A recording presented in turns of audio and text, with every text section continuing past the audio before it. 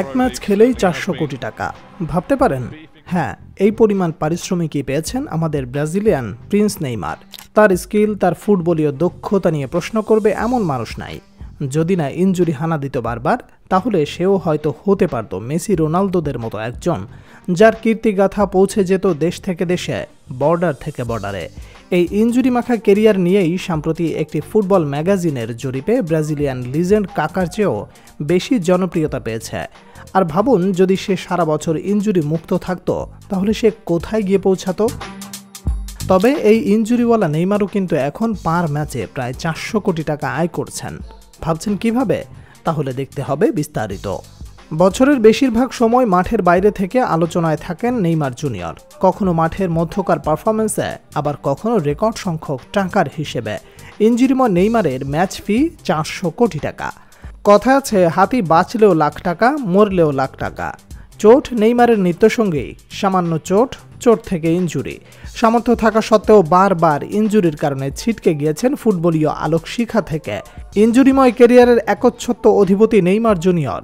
ইনজুরিময় অবস্থাতেই গত বছরে অগাস্টে ব্রাজিলিয়ান সুপারস্টার বিশাল অঙ্কে ফরাসি ক্লাব পিএসজি থেকে 2 বছরের চুক্তিতে যোগ দিয়েছেন সৌদি আরবের ক্লাব আল হিলালে।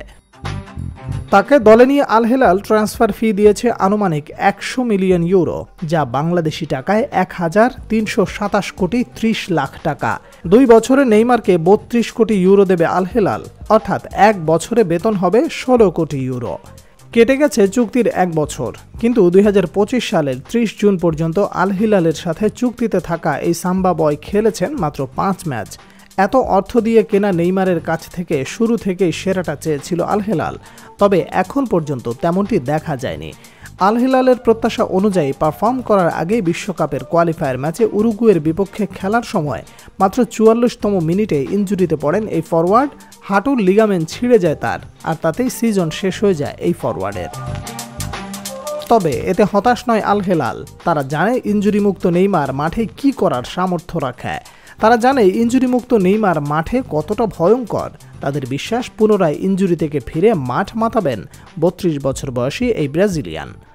সীমাহীন আকাশের বিশালতা বা সাগরের গভীরতা যেমন অনুভব করা যায় না, ঠিক ততটাই সেলেসাওদের ফুটবলের নান্দনিকতা নির্ণয় করা যায় না। চিরায়ত ইনজুরিতে নেইমার মাঠের বাইরে গেলেও সুবিধা করতে পারেনি আল হিলাল। ক্লাবের ইতিহাসে সবচেয়ে বেশি বেতনধারী প্লেয়ারকে দিতে হচ্ছে মোটা অঙ্কের টাকা। বছর শেষ হওয়ায় ম্যাচ প্রতি যার পরিমাণ দাঁড়ায় 400 কোটি টাকা।